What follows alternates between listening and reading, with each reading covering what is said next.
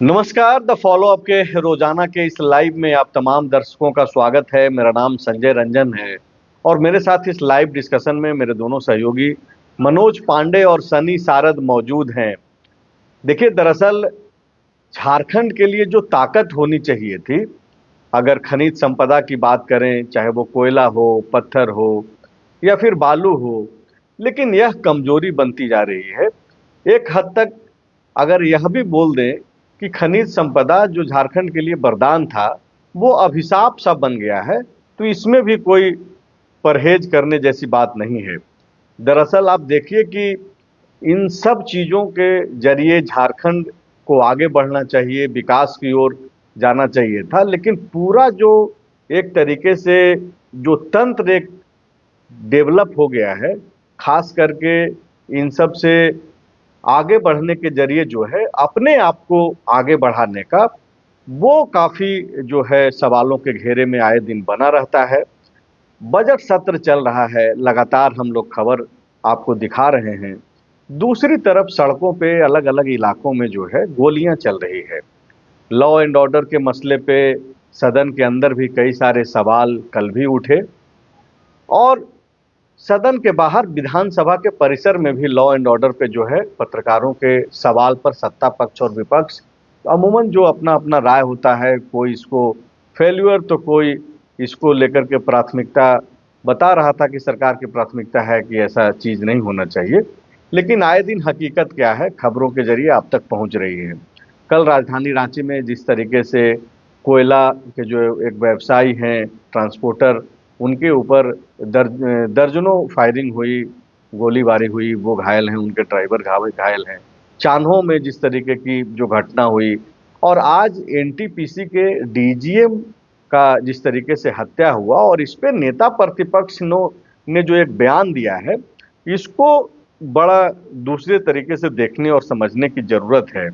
खास करके तब जबकि आप देखिए कि उत्तरी छोटा नागपुर का जो इलाका है, जहाँ पे इस तरीके की चीजें आए दिन मतलब एक आम सी घटना सी हो गई है कि अगर इन इलाकों में अगर मर्डर हो रहा है या फिर गोलियां चल रही है या फिर कुछ और ऐसी घटनाएं हो रही है, तो मतलब ये आई गई बात जैसी है। आप देखिए कि एनटीपीसी के डीजीएम का जो है हत्या हो जा रहा है और उस पे नेता प्रतिपक्ष जो बयान दे रहे हैं, वो काफी गंभीर है। हमारे साथ बाबूलाल मरांडी जो राज्य के नेता प्रतिपक्ष हैं, पहले मुख्यमंत्री इस राज्य के रहे, वो जुड़ गए हैं।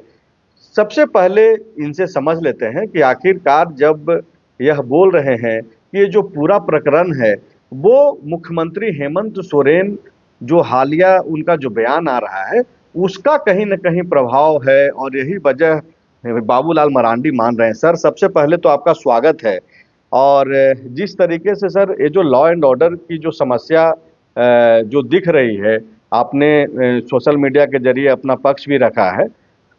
आप वाकई में क्या ये मानते हैं कि हेमंत सोरेन का बयान ये भी एक वजह बन सकता है, जैसा कि आप आरोप लगा रहे हैं, गंभीर आरोप है सर? देखिए, मेरे पास जो जानकारी है, सत्य क्या है ये तो मैं नहीं कह सकता हूँ। तो सत्य को जानना ये तो सरकार का काम है, उसको फ्लोर निकालना जी।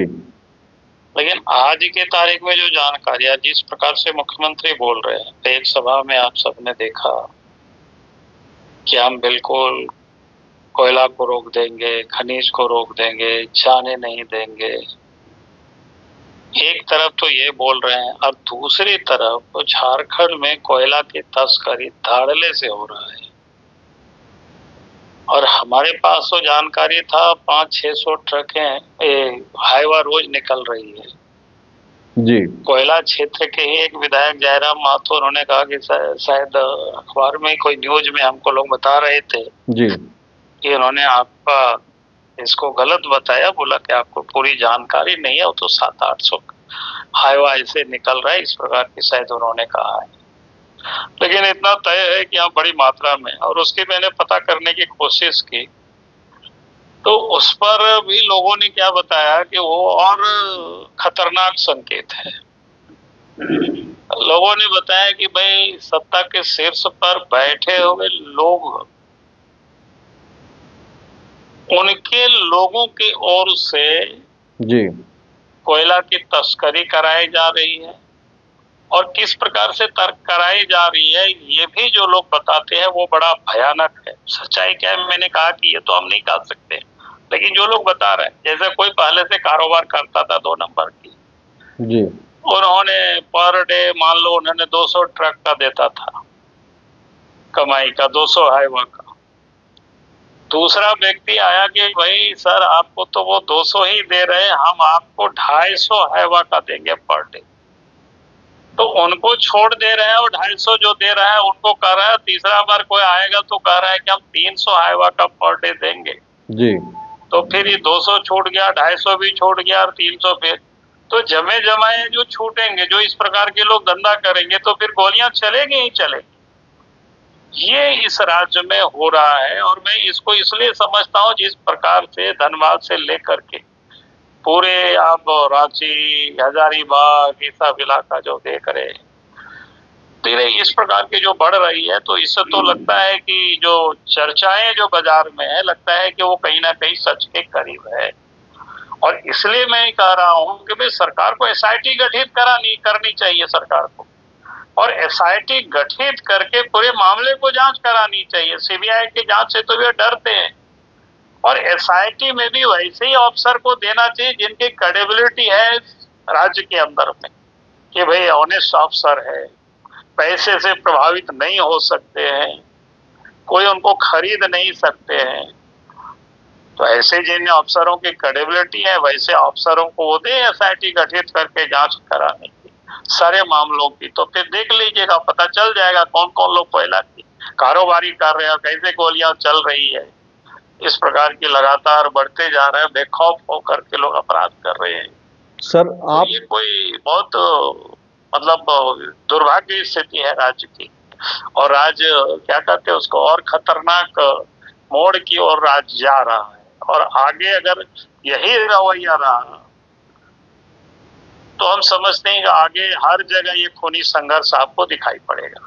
सर आप जो बोल रहे हैं उसमें से 3 सवाल जो मैं समझ रहा हूँ निकल करके सामने आ रहा है। ये आप एक ये बोल रहे हैं कि 1,36,000 करोड़ के बहाने, चाहे वो मुख्यमंत्री हेमंत सोरेन खुद हों या फिर उनके कैबिनेट के साथी हों या फिर पार्टी के लोग हों या फिर अलायंस के लोग, वो जिस तरीके से आक्रामकता के साथ बोल रहे हैं उसका एक असर हो सकता है। लेकिन इसमें सर एक सवाल और है, ये जिन विधायक का आप नाम ले रहे हैं, जयराम महतो का, जो डुमरी से चुनाव इस बार जीत के आए हैं, युवा हैं, काफी आक्रामकता के साथ बात रखते हैं, वो भी उन इलाकों में उसी आक्रामकता के साथ इस तरीके की बातें कर रहे हैं। तो जब आप हेमंत सोरेन या फिर उनके लोगों को आप मान रहे हैं कि इसके पीछे की वजह हो सकते हैं, तो क्या जयराम महतो की भी जो भाषा है, क्या वो भी एक वजह बन सकती है? क्योंकि वहां पे तो आपसी संघर्ष तो चल ही रहा है अपने अपने वर्चस्व को लेकर के। नहीं, मैं अपोजिशन तो बोलता है उसका वजह नहीं बनेगा ना, उससे तो कोई किसी को प्रोटेक्शन नहीं मिलता है उनकी वजह से। जी, वो तो एक सिंपल एक विधायक है, उनके बोलने से इसका कोई वजह नहीं बनेगा। जी, जब सत्ता में बैठे हुए लोग कोई भी अगर बातें बोलते हैं उसका प्रभाव दूर तक जाता है, क्योंकि वो एक्सक्यूट करता है कि इसको कितना ढील दे रहे हैं, कितना क्या कर रहे हैं, किस प्रकार से प्रशासन से वो काम करवा रहे हैं, उस पर ये निर्भर करता है। दूसरा इसीलिए हमने कहा कि उनके कहने से जी कोई बहुत प्रभाव नहीं पड़ेगा। मान लो हम ही हैं, हम बोल सकते हैं, आवाज उठा सकते हैं, उससे कितना आदमी ये क्या कहते हैं, ये गैंग तो कोई उससे प्रोत्साहित नहीं हो सकता है। तो क्योंकि गैंग को पकड़ने का और उसको सजा देने का काम सरकार के पास है ना। दूसरा सर, एक आप एसआईटी गठन की मांग कर रहे हैं पूरे मामले को लेके, साथ ही यह उम्मीद कर रहे हैं कि कोई एक मतलब ईमानदार अधिकारियों की टीम हो। तो वाकई में अभी का जो मौजूदा दौर है सर, किस पे फिर अगर मान ले कि एसआईटी की गठन हो भी जाता है तो उस पे भी सवाल है, वो मानक कौन सा हो, कैसे तय होगा कि वो ईमानदार है? मैंने क्या कहा ना, हमने तो कहा कि भाई एसआईटी गठित करें ना, जो ऑनेस्ट ऑफिसर है, जो हर किसी को पता है कि भाई कौन कौन ऑनेस्ट ऑफिसर है राज्य में। तीसरा एक सर जो मेरा सवाल है, बाकी फिर पांडे जी और सनी शरद भी कुछ पूछेंगे आपसे। तीसरा एक सवाल ये है, कल जिस तरीके से बतौर नेता प्रतिपक्ष आपने वो हेमलाल मुर्मू के एक वो जो हड़िया दारू को लेकर के जब वो कुछ बोल रहे थे, संस्कृति से जोड़ रहे थे, और आपने आपत्ति जताई, और आपके आपत्ति पे हेमंत सोरेन मुख्यमंत्री ने सदन नेता के तौर पे जो है रिस्पॉन्ड भी किया, और उस दौरान एक उन्होंने मतलब उम्मीद जताई कि आगे चल करके जो है आपके साथ मिल करके काम करेंगे, ऐसा एक बयान दिया। आप जब यह सारे आरोप लगा रहे हैं सर, तो आप चूंकि अब नेता प्रतिपक्ष के पद पे हैं, तो ये सिर्फ सुनी सुनाई गई बातें हैं या फिर कोई एविडेंस भी है जिसको लेकर के आप सदन के अंदर रखेंगे और सीएम से बात करेंगे इस पे? जब चारों तरफ सब जगह लोग बोल रहे हैं, दिख रहा है जी कोयला की चोरी, ये दिख रहा है।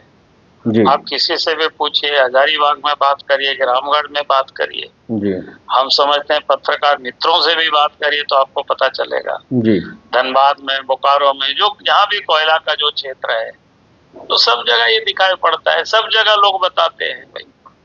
तो ये ऐसा नहीं है कि आप कह रहे हैं कि जी कि हम सुनी सुनाई है, आखिर सुनी सुनाई तो पहले बताएंगे ना। तो बाबूलाल कोई जी, हमारा अधिकार तो नहीं है कि रोड पर बैठ करके हम इसको चेक करें, ये तो काम मेरा नहीं है, काम तो जी। सरकार का है। बिल्कुल। लेकिन अगर आज सर्वत्र ये चर्चाएं हो रही है तो इसका मतलब कहीं ना कहीं सत्य होगा, इसमें से कोई गलत नहीं है। और गोलियां चल रही है तो और इसको पुष्ट कर रही है। लेकिन बाबूलाल जी, आप जिस तरह से कह रहे हैं कि अवैध माइनिंग हो रहा है और उसकी वजह से ही ये सब कुछ हो रहा है और बीच में भड़काऊ भाषण भी दिए जा रहे हैं, तो सवाल है कि क्या जब आपकी सरकार थी, मतलब आप जब माइनिंग नहीं, मेरा कहना है कि हमारी सरकार थी भाई, पहले क्या होता था ये कोई उत्तर नहीं है ना जी। नहीं, उत्तर नहीं है सर, लेकिन क्या पहले नहीं होता था ऐसा? मैं कहा मैं ये तो नहीं कह रहा हूँ पहले होता था कि नहीं होता था, ये विषय नहीं है मेरा। आज पिछले 5 वर्षों से हेमंत जी की सरकार है, जनता ने उनके ऊपर ट्रस्ट किया, उनको बैठाया। तो ये अगर कहें कि पहले भी गड़बड़ हो रहा था तो इसलिए गड़बड़ हो रहा है, भाई आपको ठीक करने के लिए दिया ना जनता, अब तो आपको ठीक करना है। ये तो कोई उत्तर नहीं, ये तो कोई सवाल नहीं हुआ, ये उत्तर ये नहीं हुआ। अरे पहले भी हो रहा था, पहले हो रहा था कि नहीं हो रहा था, ये आपका उत्तर नहीं है। आज आप क्या कर रहे हैं ये आप जनता देखेगी, ये जनता को काम है, आपको ये बताना है। बाबूलाल जी, लेकिन आप जो कह रहे हैं ये ऑर्गेनाइज्ड क्राइम का एक ये है, क्या आपको लगता है कि राज्य में अनऑर्गेनाइज्ड क्राइम भी बढ़ रहा है?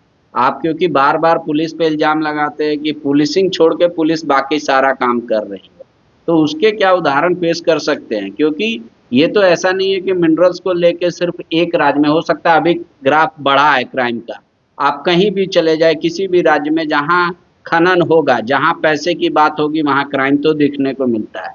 ओवरऑल आप क्राइम में क्या कहा कि मैंने ये नहीं कहा कि क्राइम हो, लेकिन क्राइम होता है और कोई अगर सजा नहीं मिलती है लोगों को और उसमें रोकथाम की कहीं कोई दिखता नहीं है तो उसको आप क्या कहेंगे? हमने कहा कि अगर चोरी नहीं होता तो फिर ये सारी इतनी कानून तो नहीं बने होते जी। ये तो सबको पता था कि चोरी होगी, इसलिए पुलिस रहती है। ये पुलिस का काम क्या है? वो अपराधियों को पकड़ना। लेकिन आज की तारीख में अपराधियों को छोड़ करके पुलिस किस काम में लगी हुई? वसूली में लगी हुई है। हर लोग बोल रहे हैं भाई, हम नहीं बोल रहे, आप जनता से आप पूछ लीजिए ना। नहीं सर, आपके जो सवाल है वो काफी गंभीर और जरूरी हैं, उसको गैर जरूरी नहीं बताया जा रहा है और नहीं माना जा सकता है। हत्याएं हो रही है, गोलियां चल रही हैं, तो सवाल तो उठेंगे ही।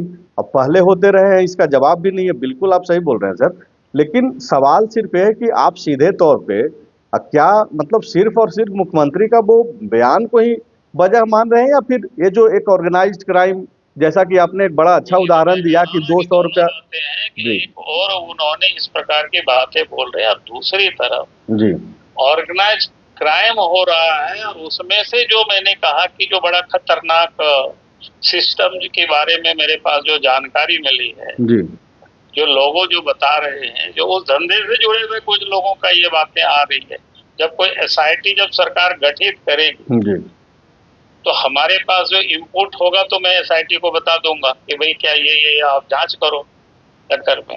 तो इसको लेकर के सर लिखित भी कुछ आप डिमांड करेंगे?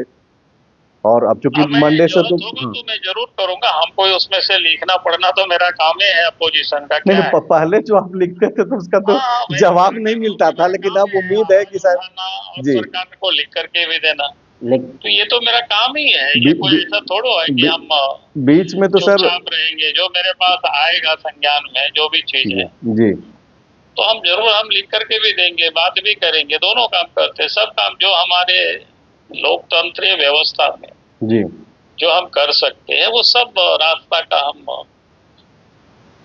मतलब उपयोग जिस करेंगे। जिस आक्रामकता से आपने बात कही है, मान के चला जाए कि सोमवार को जो है सदन के अंदर भी इस तरीके की चीजें देखने को नहीं, मिलेंगी। सदन में विषय रहेगा इस प्रकार के वो बोलने की, उठाने की, तो मैं जरूर उठाऊंगा। ऐसा नहीं है कि मैं यह नहीं रहूं, लेकिन अपने हिसाब से ही अपना जो हमने कहा कि लोकतंत्र की जो मर्यादाएं हैं, जी जो जी सदन में बोले या सदन से बाहर बोले, जी सदन में बोलते हैं वो भी एक सदन की प्रॉपर्टी होता है, रिकॉर्ड होता है। सदन जी के बाहर भी बोलेंगे जी तो भी रिकॉर्ड होता है लोगों के दिलो दिमाग में। कोई ऐसा नहीं है कि हम बाहर बोलेंगे वो अलग बात है और अंदर बोलेंगे अलग है, ऐसा कुछ नहीं है। और बाबू सदन तो कितना दिन चलता है। बाबूलाल जी, संभवतः एक आखिरी सवाल, लेकिन वो विपक्ष एसआईटी की मांग कर रहा है जिसको खुद पुलिस डिपार्टमेंट पे विश्वास नहीं है।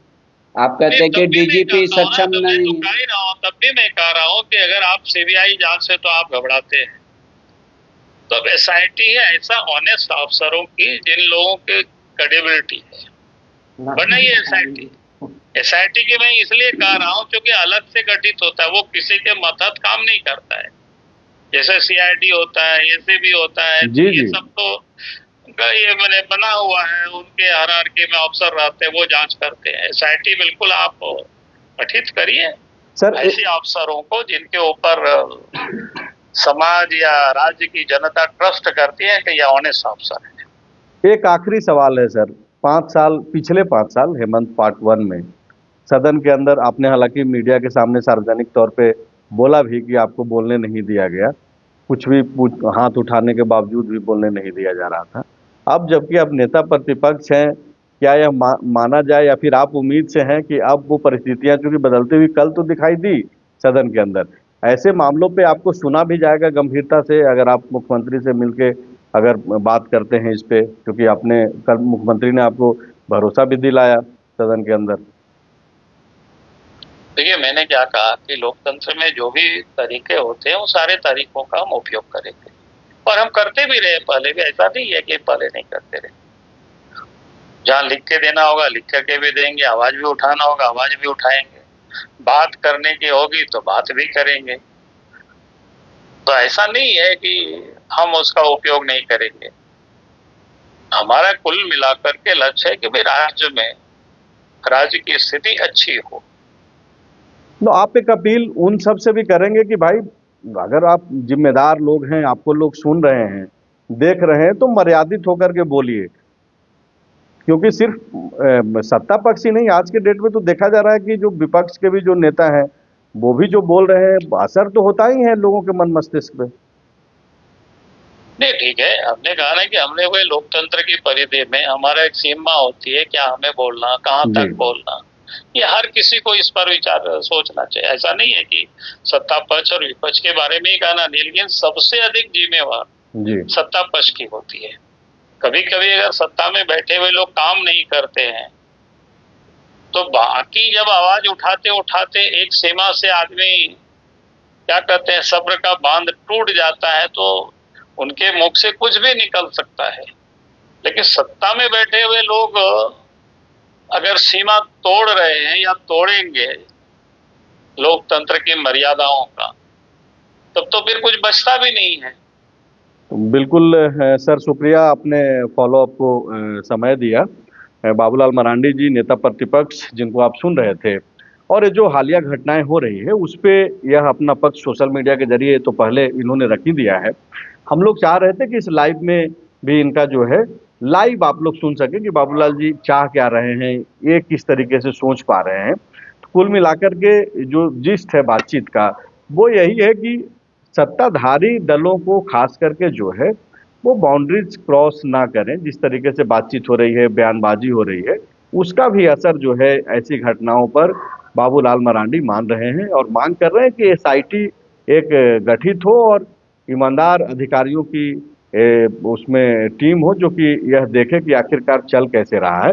और साथ ही साथ पूरे नेक्सस पे बात कर रहे हैं कि दरअसल ये जो पूरा खेल है, ये जो सिस्टम डेवलप हो गया है, तंत्र सिस्टम से इतर एक जो सिस्टम जो गैर कानूनी तरीके से जो चल रहा है, जिसको खत्म करने की बात मुख्यमंत्री भी खुले तौर पे बोलते रहे हैं, लेकिन बावजूद इन प्रयासों के वैसा कुछ होता हुआ नहीं दिखाई पड़ रहा। अगर वैसा होता तो ये घटनाएं नहीं होती। बिल्कुल एक सिस्टम बना हुआ है और यही वजह है कि मैं बाबूलाल मरांडी जी से पूछ रहा था कि क्या ऐसा पहली बार हो रहा है कि अवैध माइनिंग हो रहा है। अवैध माइनिंग तो हमेशा से हुआ है और इस पर हर कोई मिल बांट कर जो है चल रहा है और अपने हिसाब से चुप्पी साधे हुए है। हर इलाके का किंग अलग अलग है। हर इलाके का किंग अलग है, हर इलाके का हिस्सा अलग अलग है और वो समय समय पर पहुंचते रहता है। दरअसल ये जो पूरा कोयला का खेल है, इसमें कई तरह के अलग अलग संगठन, अलग अलग तरह के लोग जो है शामिल हैं। एक तो देखिए जो क्रिमिनल गैंग है वो शामिल है। अभी रांची में जिस तरह से घटना घटी थी कल दिन 10:30 बजे, आप समझिए कि वो विपिन जा रहे मिश्रा थे। कोयला विपिन मिश्रा, 1 दर्जन के आसपास गोलियां चलाई गई उन पर। हालांकि भगवान का शुक्र है कि वो उनकी जान बच गई। अभी अस्पताल में वो इलाजरत हैं। उन्होंने ऐसे हाथ से रोक लिया था और जिस हिसाब से गाड़ी के आगे खड़ा होकर फिर गाड़ी रोकवा कर, जबकि उनके पास बॉडीगार्ड थे, बॉडीगार्ड शीशा उतार कर फिर जब उन्होंने कोशिश किया तब फिर अपराधी वहाँ से भाग कर निकले। तो इस हिसाब से घटनाएं घट रही है और इस मामले में जो अमन साहू गैंग जो है उसने ये भी लिया कि भाई जिम्मेदारी ली और वो भी सोशल मीडिया पर पोस्ट करके मतलब जिम्मेदारी ली। देखिए कि कोई है जो खुलेआम सब राजधानी रांची में इतनी हिमाकत है, अपराधियों का मनोबल बढ़ा हुआ है कि राजधानी रांची में एक व्यक्ति के ऊपर फायरिंग हो जा रहा है जिसके आसपास गार्ड भी है, बाकी लोगों का तो छोड़ दीजिए, और क्रेडिट लिया जा रहा है। ये हमेशा से होते रहा है। हालांकि जो जिस संगठन ने इस पर जिम्मेदारी ली है उसका जो सरगना है वो बंद है दूसरे जिलों में, दूसरे राज्यों के जेलों में यहाँ से शिफ्ट किया गया है। फिर आप देखिए कि इसमें कोयला कारोबारी जो है बड़े बड़े लोग इसमें शामिल हैं। जो स्प्रिंटल ग्रुप जिसे बोला जाता है, जो छोटे बड़े जो नक्सल जो उग्रवादी संगठन से जुड़े हुए लोग हैं, टीपीसी वगैरह, उनका अपना हिस्सा है। लेवी की जो लड़ाई है, मेन तो खेला इसी का है कि लेवी का पैसा का लेन देन मांगा गया, दिया कि नहीं दिया, या फिर धमकी दिया। बहुत बार ऐसा होता है कि धमकाने के नियत से आते हैं लेकिन फिर हत्या हो जाती है। तो आज जिस तरह से घटना घटी, आप समझिए कि मैं तो न्यूज 18 में पढ़ रहा था कि वो अपने घर से जा रहे थे अपने गाड़ी से और उसके बाद घेर कर उन पर जो है गोलीबारी की गई। नालंदा के वो रहने वाले थे, उनकी बहुत कम उम्र के थे, डीजीएम थे और डिस्पैच डिपार्टमेंट के थे। अभी हाल ही में उनकी पोस्टिंग हुई थी। एक देखिए गौर करने वाला मैं अभी देख रहा था सोशल मीडिया पर, जो हम लोग चर्चा कर रहे हैं, रघुवर दास जी तो पहले वो बोल रहे हैं कि भाई कानून व्यवस्था की पोल खुल गई है। उन्होंने जो नेक्स्ट पैरा लिखा है उसमें लिखा है कि मेरे मुख्यमंत्रित्व काल में अपराधियों की हिमाकत नहीं थी कि वो घटनाओं को अंजाम दे सके, लेकिन 2019 के बाद से सरकारी संरक्षण के कारण अपराधी बेलगाम हो गए। झारखंड के लिए बहुत दुखद स्थिति है। मैं वो देख भी रहा था कि हजारीबाग और बड़का गांव के इलाके में कितने बड़े अधिकारियों की हत्या हो चुकी है। तो 4 लोगों की हत्या अब तक बड़का गांव और उसके आसपास के रेडारी के इलाकों में हो गई है। जो पहला एक घटना घटी थी जो रघुवर दास बोल रहे हैं कि 2019 के बाद, आप समझिए कि 4 दिसंबर 2019 को त्रिवेणी सैनिक के जीएम गोपाल सिंह की गोली मारकर हत्या कर दी गई थी। फिर 18 फरवरी 2021 को एलएनटी के इंजीनियर सत्येंद्र कुमार की जो है फतहा चौक पे जो है गोली मारकर हत्या कर दी गई। उसके बाद बड़का गांव के पास ऋत्विक कंपनी के प्रोजेक्ट कोऑर्डिनेटर शरद बाबू की हत्या कर दी गई थी और आज फिर ये घटना घटी है। और इसके अलावा छोटी बड़ी घटनाएं तो हमेशा घटती है, कभी गाड़ी में आग लगा देना, कभी लेवी के नाम पर धमका जाना, गोलीबारी हो जाना और कई लोगों की हत्या तो हुई। कई बार तो खबरें ये भी निकल के आती है कि उग्रवादी संगठनों की आड़ में जो वहाँ जो अपना वर्चस्व बनाना चाह रहे हैं, दाखिल करना चाह रहे हैं, वो लोग भी इस तरीके की घटना का अंजाम दे देते हैं और क्रेडिट भी किसी तरीके से लेने की कोशिश में लगे रहते हैं। बिल्कुल, सबका देखिए अपना अपना हिस्सा है और उसमें जब गड़बड़ियाँ होती है तब फिर ऐसी घटनाओं को अंजाम देते हैं। एनआईए भी कई ऐसे जो मामले हैं उसकी जांच लगातार कर रही है। इसमें एक और जो स्टेक होल्डर है वो ट्रांसपोर्टर का है। ट्रांसपोर्टर में वाले सिस्टम में भी बहुत बड़े बड़े लोग जो है शामिल हैं और उस हिसाब से जो आउटसोर्सिंग कंपनियों में गाड़ियां लगती है, उस गाड़ी को लगाने, हटाने, फिर नई गाड़ी को लगाने, एक अलग तरह का खेल चलता है। इसके अलावे आप देखिए कि जो एक जहाँ भी कोयला निकालने का काम होता है उसके बाद एक विस्थापन कमेटी बनता है। विस्थापित लोगों की जो लड़ाई लड़ने वाले लोग होते हैं वो अपने तरीके से लड़ाई लड़ते हैं। तो एक तो इन उनका सब भी लड़ाई नाम का भी आता है, बहुत बड़ा खेल प्रावधान है। था। ठीक और है। चूंकि ये जो अधिकारी आज जिनकी हत्या हुई कुमार गौरव की, ये डिस्पैच से जुड़े हुए थे, तो मान के अभी तक तो जो उस इलाके के जो आईजी थे, वो उन्होंने जो बयान दिया है, उन्होंने ये नहीं बताया कि आखिर क्या कुछ मामला आया है। लेकिन ज्यादातर लोग यही मान के चल रहे हैं और पुलिस के अधिकारी ही मान के चल रहे हैं कि ये लेवी वसूलने का ही मामला हो सकता है और उसमें ये घटना घटी है। फिलहाल पुलिस जो है इस मामले की इन्वेस्टिगेशन कर रही है।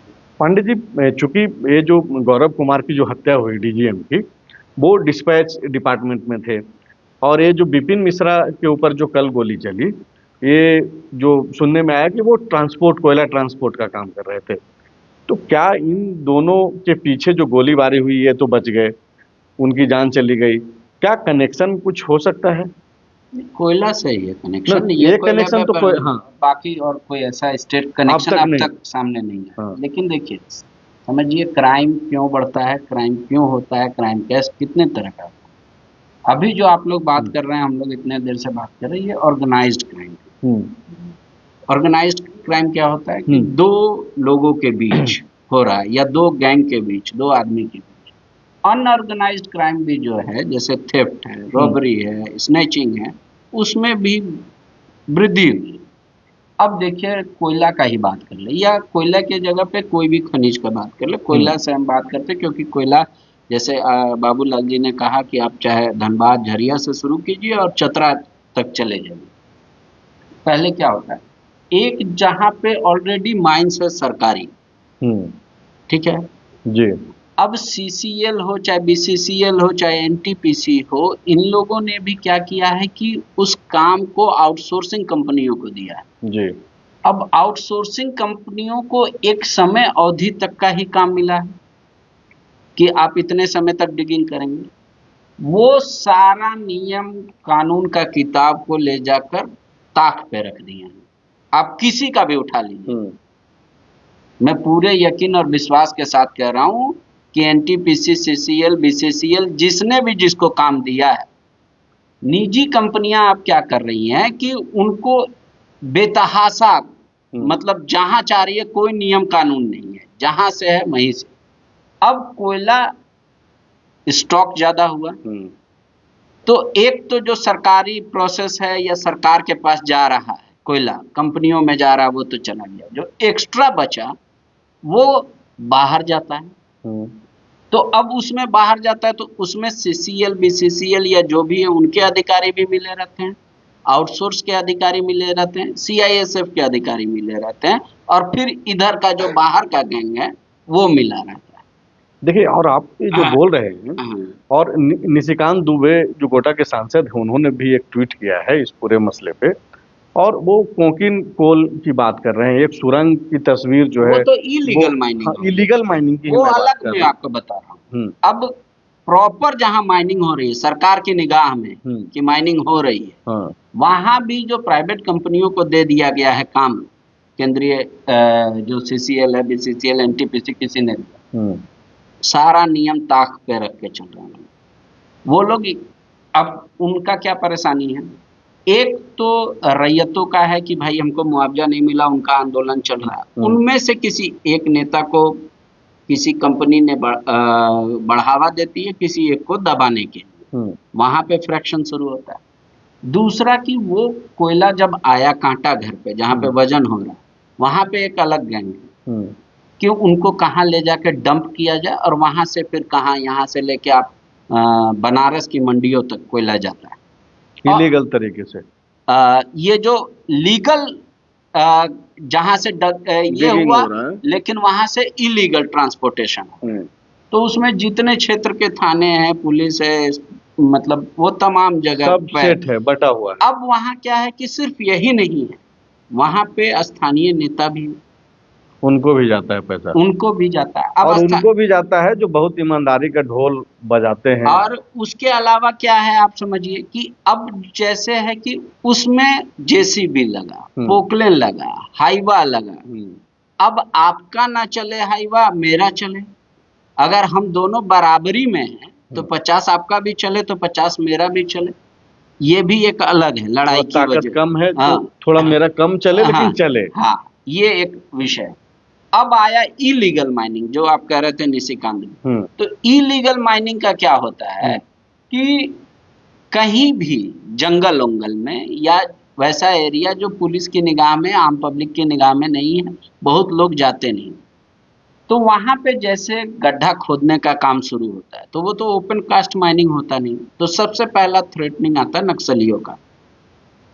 उनके क्षेत्र में अगर आप जा रहे हैं, मतलब डिगिंग कर रहे हैं, तो एक साठगांठ होता है जो नक्सली को मैनेज करता है। हालांकि नक्सलवाद तो 2019 में ही खत्म हो गया यहाँ से, नहीं है ये कहना, सरकारी दावों के अनुसार। कम का दावा कर सकते, खत्म का दावा कैसे खत्म का दावा करें? नहीं किया गया है। नहीं मतलब ये तो 31 मार्च बोला तक का गया था कि समय 2019, अभी नहीं, जब रघुवर दास जी की सरकार थी तो एक तो बना ही दिया गया था कि 19 तक जो है खत्म कर देना है, वो कर दिया गया टारगेट लिया गया था। हाँ। लेकिन कुछ इलाकों में, खास करके चाईबासा और उधर बूढ़ा पहाड़ के इलाकों में था, तो उधर से तो खत्म कर लिया गया। चाईबासा के इलाकों में अभी भी नक्सल गतिविधियां हैं। अभी देखिए 2 दिन पहले ही, कल ही परसों एक लैंडमाइंस ब्लास्ट में जो है 3 जवान जो है घायल हुए थे। इसीलिए पूछ भी रहा हूँ कि नहीं तो आखिरकार ये खत्म का होता कैसे है अनाउंसमेंट? डीजीपी पहले अभी बोल चुके हैं कि 31 मार्च का डेडलाइन लेकर वो लोग काम कर रहे हैं। तो 31 मार्च तक क्या हो पाता है, कितना खात्मा हो सकता है। अब जैसे देखिए खत्म इस हिसाब से होता है, अब जिस बूढ़ा पहाड़ पर आजादी से लेकर अब तक कोई चढ़ नहीं पाया था, वहां मुख्यमंत्री जाके झंडा फहरा रहे हैं, तो इसका मतलब वहां खत्म हो गया नक्सलवाद। यही परिभाषा है ये, मतलब सरकारी तौर पे, सरकारी तौर पे। मतलब पूरा सिस्टम अगर जा रहा है सीएम के साथ तो वो तो सुरक्षा से सुरक्षा के साथ जा रहा है। आप देखिए कि जैसे खूंटी, सिमडेगा के इन इलाकों में पीएलएफआई का बहुत एक समय वर्चस्व था। शाम ढलते ही घर से निकलना मुश्किल था, तो लेकिन पीएलएफआई के जो सुप्रीमो है दिनेश गोप, वो गिरफ्तार हो गए। लेकिन पीएलएफआई पूरी तरह से खत्म हो गया ऐसा भी नहीं कहा जा सकता। अभी भी देखिए हर दिन उसके जो छोटे बड़े जो उनसे जुड़े, ये जो कल जिन लोगों ने क्रेडिट लिया वो पीएलएफआई है, पीएफआई है, क्या है वो? नहीं, कल उनका अलग गैंग ही है। एक अमन साहू का जो गैंग है वो क्रिमिनल गैंग है। और विपिन मिश्रा जिन पर कल गोलीबारी हुई, उनको अमन श्रीवास्तव गैंग ने 2023 में फोन करके धमकी दिया था और रंगदारी भी उनसे मांगा था। लेकिन धमकी जो है, गोली चलने के बाद जो जिम्मेदारी ली है, वो अमन साहू गैंग के लोगों ने ली है। मतलब देखिए कि झारखंड में दरअसल कुछ भी हो रहा है और चल रहा है, चलते आया है और चलते रहेगा भी संभवतः, अगर तरीके से इस पे काम नहीं किया जाए। आप देखिए कि अखबारों में आपने पढ़ा होगा कि यहाँ के जो सांसद हैं और एमएलए हैं, बीजेपी से ताल्लुक है उनका, ढुल्लू महतो और शरद महतो का मैं जिक्र कर रहा हूँ, बाकायदा उनको लेकर के खबरें अखबारों में छप गई कि प्रति टन जो है वो 1500 या 1600 रुपया मांग रहे हैं, मतलब रंगदारी मांग रहे हैं, ऐसा आरोप लगा। तो अब देखिए वही डुल्लू महतो जब यहाँ पे थे विधानसभा में, तो वो बीसीसीएल में हो रहे भ्रष्टाचार के खिलाफ डेली बैठ जाते थे धरना पे, और कोयला में भ्रष्टाचार हो रहा है, लूट मचा हुआ है। पत्रकार भी जो है मुस्कुराते थे, नेता भी मुस्कुराते थे कि दरअसल चल क्या रहा है। तो वो जो आम भाषा में जो गांव में जो बोला जाता है कि दूध की रखवाली बिल्ली को, मतलब उस तरीके से जो आप यहाँ देखिए कि एक व्यक्ति जो सामने आकर के भ्रष्टाचार के खिलाफ बोल भी रहा है, कोयला लूट पे बोल भी रहा है, और पीछे क्या कर रहा है वो बहुत ज्यादा बोलने की जरूरत है नहीं तो बहुत सारा धमकी उमकी भी आने लगता है, थोड़ा डर भी लगता है, गोली चलने लगा है। तो अब मैं आपको बता रहा था कि अब इलीगल माइनिंग जंगल इलाका, वो नक्सली सेट किए, वहां पे भी टूट होती है क्योंकि पैसा आता है, तो वहां स्प्लिंटर ग्रुप स्वतः उठ जाते हैं। जैसे अपने आप में स्प्लिंटर ग्रुप है, पीएलएफआई, टीपीसी, ऐसे छोटे छोटे संगठन, वहां भी एक संगठन होता है। अब वहां क्या है कि एक है कि लेबर जो अंदर जाते हैं और वो माथे पे या किसी तरह बोरे में ढो के लाते हैं कोयला, एक जगह डंप होता है, तो वो लेबर सप्लाई के लिए भी होता है। अब उसमें क्या है कि 2 तरह की चीजें हैं कि कोई कहता है कि भाई राज्य का लेबर ना, क्योंकि अगर कभी चाल धस गया, खदान धस गया, तो उसमें लोकल अगर लोग की मौत होगी तो वो हंगामा होगा, तो फिर उसकी बात खुल जाएगी, जांच हो जाएगी। तो कोई बंगाल से ले आता है लेबर, मर गया तो पता भी नहीं चला। और कोई कीमत नहीं है पैसे कमाने की, भूख उनके परिजनों को किसी तरीके से मतलब पैसा देके, मुआवजा देके, कोई आश्वासन देके कोई कहानी खत्म। अब वहां से फिर इसी सिस्टम में आ जाता है वो भी कि कहाँ कहाँ ट्रांसपोर्टेशन होगा, कैसे होगा। तो बाबूलाल जी कह रहे थे कि क्यों हो रहा है दरअसल, वो कह रहे थे कि कल तक आप काम कर रहे थे, आपका गिरोह काम कर रहा है, हाँ, तो जैसा कि उन्होंने समझाया हाँ, भी अपनी बातचीत कि में। कोई प्रॉब्लम नहीं था, क्योंकि आप 200 गाड़ी का पैसा दे रहे थे, 200 गाड़ी निकाल रहे थे। अब मैं आया और मैंने कहा कि नहीं, अब मैं 250 गाड़ी का पैसा दूंगा, वो 200 का दे रहा है, 250 गाड़ी निकल रही। तो अब आपका रास्ता बंद हुआ, मेरा रास्ता शुरू हुआ। तो अब इन आप दोनों के बीच बीच का में जो एक टसन है। टसन है, और उस पे संरक्षण भी है अलग अलग लोगों का, चाहे वो पक्ष हो विपक्ष हो, इसको तो एक्सेप्ट करके चलना ही पड़ेगा। ऐसे में यहाँ पे जरूरत आन पड़ती है सरकार की और सरकार के मुखिया की, कि वो किस तरीके से इसको जो है नियंत्रण करते हैं, नियंत्रित करते हैं। तो इंतजार कीजिए। नेता प्रतिपक्ष के तौर पे बाबूलाल मरांडी ने आरोप लगाया है, इसका जो असर है सोमवार को सदन के अंदर, सदन के बाहर, विधानसभा के परिसर में देखने को मिल सकता है। दूसरी ओर सरकार कितनी मुस्तैदी से इस पे जो है काम करती है, जो आरोपी हैं, जो जिन पे मतलब शक है सरकार को, प्रशासन को, उसको किस तरीके से पकड़ा जाता है, गिरफ्तार किया जाता है, कैसे इस मामले में आगे बढ़ा जाता है। इन तमाम तरीके की चीज़ों पे जो है हम लोग ध्यान रखेंगे, नज़र बनाए रखेंगे और आप तक जो है खबरें पहुंचाते रहेंगे। लेकिन क्या है कि ये सब पहले से होते आए हैं और हो रहा है, काफ़ी दुर्भाग्यपूर्ण है। यही वजह है लाइन में कि एक बोलना चाहूंगा, यही, जो हाँ, ये है ना कि पहले से होते आ रहा है, ये पैरेलल इकोनॉमी इतना स्ट्रांग हो जाता है कि कई बार सरकारें डर जाती है। मान कमजोर। लीजिए अगर 1000 आदमी और नहीं इसमें इन्वॉल्व है, होते रहा है, मतलब हाँ, फॉर्मेट में पूरा देश चल रहा है हाँ, पांडे जी। यही वजह है तो कि आप देखिए, जैसे ही आप जाएंगे 1000 पूछने। आदमी को हाँ। अगर इनकम हो रहा है हम्म। किसी सोर्स से और सरकार अचानक से उस पे चौक लगा के बंद कर दी, हम्म। ठीक है, तो वो एक अलग से वहां पे विस्फोट होने का होता है। इसीलिए कई बार नेता उसमें सहम जाते हैं, सरकार सहम जाती है कि मतलब सिस्टम चले। ये सिस्टम जो है ना, सब बहुत अपने आप में गजब का है। कभी ये अच्छी चीज के लिए होता है, कभी बुरे चीज के लिए होता है। भाई चलो, लेकिन देखो क्राइम नहीं होना चाहिए हमारा क्षेत्र में, शांति से चलो, हमको कोई दिक्कत नहीं। एक ये भी भाषण है, और एक ये है कि हम एकदम नहीं चलने देंगे। अब जैसे आप एकदम नहीं चलने देंगे तो फिर कुछ लोग आएंगे कि सर गरीब गुरबा जी रहा था, आप ऐसे मतलब बहुत पेचीदगी है सनी। बहुत पेचीदगी है और अपना एक सिस्टम है, और सिस्टम बना हुआ है, और सिस्टम के सभी हिस्सेदार हैं, जो बोल रहे हैं वो भी हैं, जो नहीं बोल रहे हैं वो भी हैं। सबको अपना हिस्सा पहुंच रहा है। और देखिए, मुझे लगता है कि बहुत बड़े बदलाव की ज़रूरत है, और तभी इसमें कुछ हो पाएगा, क्योंकि सिर्फ झारखंड नहीं बल्कि देश भर की नज़र झारखंड पर है और यहाँ की खनिजों पर है। और इस खनिजों का अधिक से अधिक दोहन, वैध या अवैध, दोनों तरीके से कैसे किया जा सके, सबकी नज़र उसी पर है और लड़ाई उसी की है, पूरा पॉलिटिक्स भी उसी पर है। मैं तो कहता हूँ कि खनिजों ने नजर लगा दी है और झारखंड यही पे। मतलब एक है कि खनिज जो है झारखंड के लिए सबसे अच्छा है, तो मान के चलिए कि सबसे बुरा भी साबित हो रहा है। तो चलिए, आप लाइव में बने रहे, इसके लिए बेहद ही शुक्रिया।